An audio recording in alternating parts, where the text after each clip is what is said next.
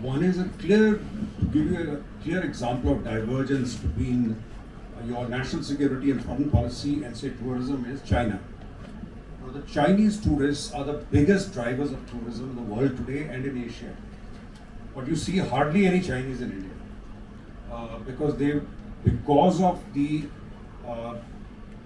uncomfortable relationship post the Ladakh events between India and China, their domestic media bashing India, and the image of India having therefore been seen as inimical to the Chinese interests. And similarly, I don't think they feel comfortable here, coming here in terms of language, in terms of, you go to Milan also, you'll find in a top shop a Chinese speaking girl, because they're catering. In fact, you get to know tourism in Europe from which foreign language the girls are speaking. It used to be Russian once, and now it is Chinese in all these top places. But here the Chinese will not feel welcome, and I don't think we'll welcome them either. Visa giving will have a problem. We'll examine who are the people who are getting a visa. Visa policy will be restrictive. So we are missing out one of the biggest drivers of tourism and civil aviation in Asia from participating in the India game. So this is a clear case where if your national interests are not synchronized, you will not be able to align your civil aviation and tourism interests. The second point I wanted to make is that you're absolutely right. Till you generate within the country, say Japanese can certainly, your relationship with Japanese today is entirely different from what it was 20 years ago. The Japanese were not looking at India as a country where they could do business, where they could do anything else. So there is a connect with Japanese, but even that we've not been able to reach out. How to draw them. And that'll have to be all essentially in the East. And obviously Guwahati, you talk about Guwahati as a very big hub being created. Now that's not very clear to me because you talk of BELT, the Chinese Belt and Road Initiative. The Belt and Road runs north-south. It's a hub and spoke coming out of China. We are trying to create east-west. On the west we are blocked by Pakistan. In the east, now what is happening in Myanmar, even your Asian highway will get, its growth will get interrupted. So how does Guwahati become a civil aviation hub? It can be a hub in terms of land connection with Thailand and the road and the highway going there, and therefore trading across the border. But if Myanmar, the conditions are disturbed, then that hub doesn't work. So but the civil aviation hubs keep working. So we are in a very difficult neighborhood because someone or the other, there's sea on this side and difficult neighbors on the other side. So therefore civil aviation assumes much greater importance.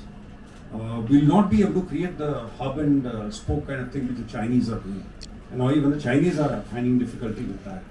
And then you come to say Central Asia you're talking of, linkages. But if you have a government which says the last 1,000 years need to be rewritten, I don't think anybody wants to send people to go and see where Islam came from, the Central Asians came from.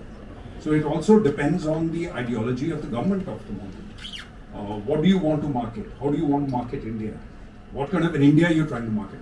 So this thing, whereas when Dubai comes in, they are ideology neutral. It's just, or Singapore comes in, they are ideology neutral. You're not into your history or geography, into anything. You come here, obey your rules, enjoy yourself, and get out. Now, I don't think you will do that, but what you're suggesting is absolutely correct with the underbellies. We did not develop it when Hong Kong was coming apart. Much of that business went to Singapore. Now, when there's difficulty, sooner or later, difficulties will come in other parts of the world. It's not that Dubai will continue forever, because it's in a very difficult area with Iran on top. So you don't know when the situation in the Gulf becomes tense or what happens there. Are we able to then draw the people? You got Daman, you got Diu, you're not able to even within small union territories create small islands of competence which are of say a higher level. We want to homogenize, develop the whole of India.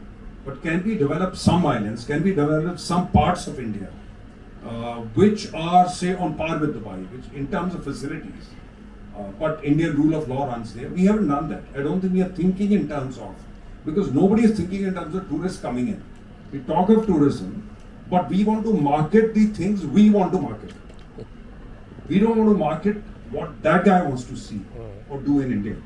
And I think that's the biggest, we are not listening to him. Every Visit India thing, we will have our plan. We are not looking to see what does he want, what are his interests, how does he want to do it. Whereas Dubai is all geared to that. They get foreign experts, all Britishers, and Emirates is still headed by an Englishman, to the best of my knowledge. Abu Dhabi, what they have done, how they managed to create a hub. They've done with the Americans, they've created an immigration point there. So if you're flying to America, you don't have to hang around in a queue in New York or Washington. So they're drawing your people with that. We are close to the Americans. Why can't we do that here? Why do we land up in New York and hang around for 3 hours? At least one other airport should do that. So it's a question of seeing how others are doing it, and they'll be clever. They try getting a step ahead of you, and it's a competitive world. So we have to then keep up.